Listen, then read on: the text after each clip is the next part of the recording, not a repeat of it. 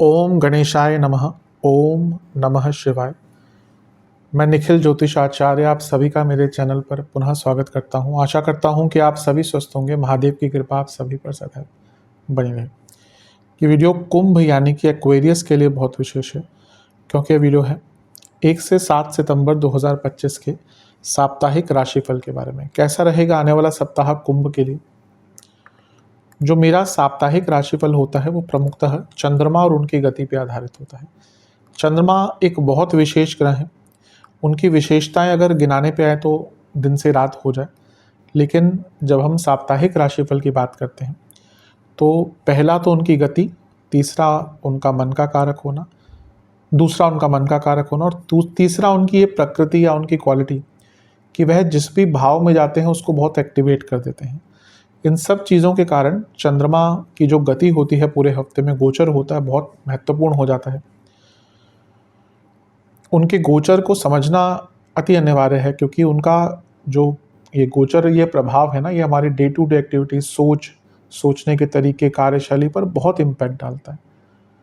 कभी कभी आप सोचते होंगे ना कि जीवन में सब कुछ ठीक भी है पर मन बहुत चिंतित है या एकदम से उग्रता आ गई। वो सारी चीज़ें ना कहीं चंद्रमा से रिलेटेड होती हैं। तो उसको समझने के लिए, जैसा मैंने कहा, बहुत महत्वपूर्ण है। ज्योतिष एकमात्र विद्या है इस कलयुग में जो हमें गाइडेंस दे सकती है। तो ग्रहों के प्रभाव को समझने के लिए अति अनिवार्य है ये साप्ताहिक राशिफल। यदि लग्न राशि या चंद्र राशि आपकी कुंभ है, दोनों ही गाइडेंस के लिए राशिफल को देख सकते हैं। जहाँ से सूट और रिलेट ज़्यादा करता है वहाँ से देखिए। व्यक्तिगत तौर पे मेरा मानना है लग्न से देखेंगे तो अच्छा है। इनकेस नहीं पता है आपको अपनी लग्न राशि, तो आप अपनी चंद्र राशि से भी इसको देख सकते हैं। शुरू करते हैं।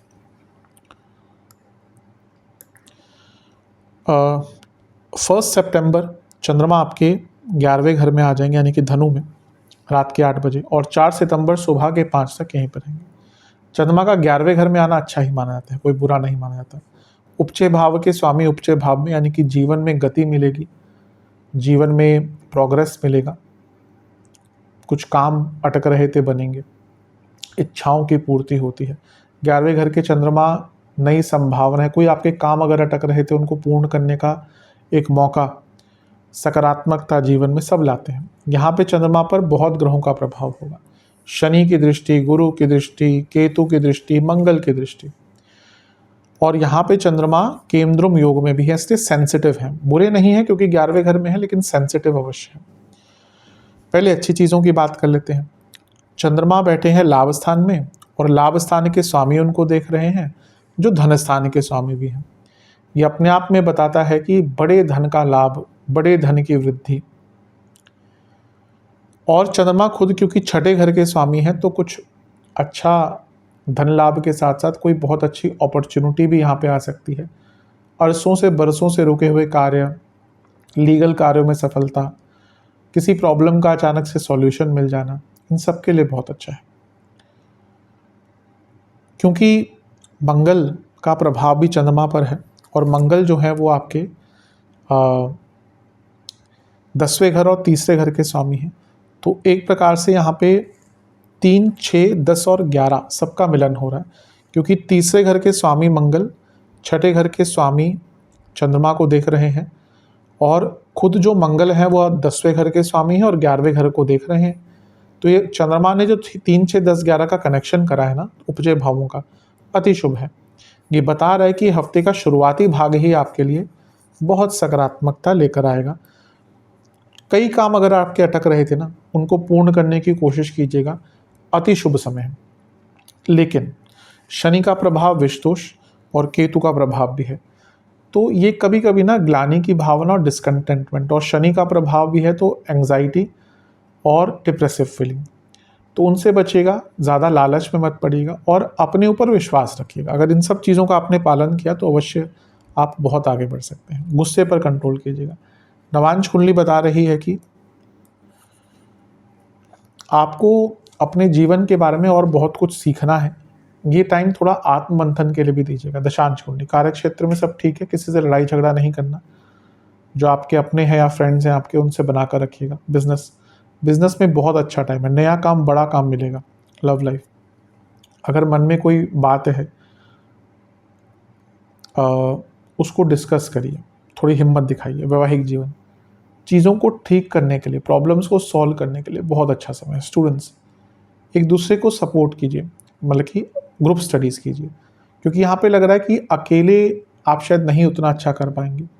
आप डिपेंड करता है आप किस लेवल पे, जो बहुत छोटे बच्चे हैं तो क्या ग्रुप स्टडीज़ करेंगे, लेकिन अगर आप थोड़े बड़े हैं तो ग्रुप स्टडीज़ के द्वारा एक दूसरे को सपोर्ट कीजिए, अवश्य बहुत आगे बढ़ पाएंगे। लेकिन वो सपोर्ट वाले ही बच्चे देखिएगा, ऐसा नहीं कि जिसके साथ मस्ती, ठीक है वो भी एक पार्ट ऑफ लाइफ है, पर स्टडी के लिए अच्छी संगत का ध्यान दीजिए।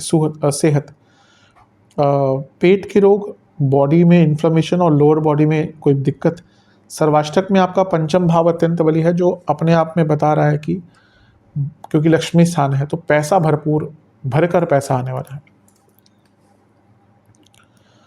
4 सितंबर सुबह के 5 बजे चंद्रमा आ जाएंगे आपके 12वें घर में, यानी कि मकर में, और सप्ताह के अंत तक यहीं पर रहेंगे। चंद्रमा का 12वें घर में आना बहुत अच्छा तो नहीं माना जाता। केमद्रुम योग अभी भी है, क्योंकि राहु को उसमें हम कंसीडर नहीं करते। 12वें घर के चंद्रमा अच्छे नहीं माने जाते, तो थोड़ी अनिश्चितता का भाव बढ़ेगा, थोड़ी चिंताओं का भाव बढ़ेगा। लेकिन अच्छी चीज़ क्या है कि एक तो चंद्रमा विपरीत राजयोग बना रहे हैं, जो मैं हमेशा कहता आया हूँ कि बहुत स्ट्रांग नहीं होता, लेकिन यहाँ से वो अपनी ही राशि को देख रहे हैं, तो छठे भाव को बहुत बली कर दिया। इसलिए लीगल कार्यों में पूर्णता, फंसे हुए काम, कोई फंसा हुआ पैसा था आपका वो वापस आ सकता है। विदेश संबंधित कार्यों में पूर्णता मिलेगी। और यहाँ पे चंद्रमा और शुक्र का समसप्तक योग बन रहा है, जो बहुत अच्छा होता है, क्योंकि शुक्र योग कारक ग्रह है। तो और चंद्रमा छठे घर के स्वामी, ये अपने आप में बता रहा है लीगल एडमिनिस्ट्रेटिव कार्य, लिखा पढ़ी के काम, अटके हुए कार्य, अटका हुआ पैसा, इन सब में लाभ मिलेगा। और शुक्र जो है चौथे घर के स्वामी 12वें घर को देख रहे हैं, और चंद्रमा छठे घर के स्वामी शुक्र को देख रहे हैं। प्रॉपर्टी संबंधित कुछ काम अटक रहे थे, या प्रॉपर्टी इवन बेचनी थी, उसके लिए भी अच्छा है। और इवन एक नया रिलेशनशिप स्टार्ट करने के लिए भी अच्छा टाइम है। बस खर्चे थोड़े से आपके बढ़ सकते हैं, लेकिन जैसे मैंने कहा शुरू में, शुक्र चंद्रमा का तो अच्छा प्रभाव है, लेकिन चंद्रमा 12वें घर में और शकट योग भी बन रहा है, तो इस पर क्या होगा ना, थोड़ी व्यर्थ की चिंताएं, मानसिक चिंताएं और कामों का अटकना, ये आपकी प्रॉब्लम्स को थोड़ा सा बढ़ाएगा। तो अपने कार्यों को विलंबित ना करते हुए प्री प्लान्ड कीजिएगा। नवांश कुंडली, अच्छा टाइम है, कोई सकारात्मक न्यूज़ आपको मिल सकती है। दशांश कुंडली, कार्य क्षेत्र में सब अच्छा है, बस कम्युनिकेशन पर थोड़ा ध्यान देना है। बिजनेस में ग्रोथ के मौके तो मिलेंगे, लेकिन खर्चे भी बहुत होंगे। लव लाइफ, एक नया रिलेशनशिप भी स्टार्ट हो सकता है, और रिलेशनशिप में भी अगर दिक्कतें चल रही थी उनको थोड़ा सॉल्व किया जा सकता है। अचानक से ऐसी परिस्थिति उत्पन्न हो सकती है। वैवाहिक जीवन, एक दूसरे में बदलाव आ रहे हैं, उनको समझिए, एक्सेप्ट कीजिए। स्टूडेंट्स, कम्युनिकेशन, कनेक्शंस, दोनों पे ही बहुत काम करना पड़ेगा। सेहत के दृष्टिकोण से आपको स्लीप डिसऑर्डर, कफ रोग और डायबिटीज़ की जिनको प्रॉब्लम है, या हार्मोनल इश्यूज़ है, दिक्कत बढ़ेगी। सर्वाष्टक में आपका पंचम भावी बली है, थोड़ी ओवर थिंकिंग ज़्यादा दिख रही है हफ्ते के अंतिम भाग में। 6 सितंबर सुबह के 11 बजे चंद्रमा आ जाएंगे आपके लग्न भाव में, यानी कि कुंभ में, और सप्ताह के अंत तक यहीं पर रहेंगे। चंद्रमा का लग्न में आना एक प्रकार से अच्छा होता है। छठे घर के स्वामी का भी लग्न में आना कोई बहुत बुरा नहीं होता। फिर से जैसा मैंने कहा था पहले, गति प्रदान करते हैं, रुकावटें दूर करते हैं, लेकिन यहाँ पर वो राहु के साथ है, और ना केवल राहु के साथ है, राहु के साथ वो ग्रहण दोष युक्त भी हैं, इतने सारे ग्रहों के प्रभाव में भी है, और 7 तारीख को चंद्र ग्रहण भी लग रहा है।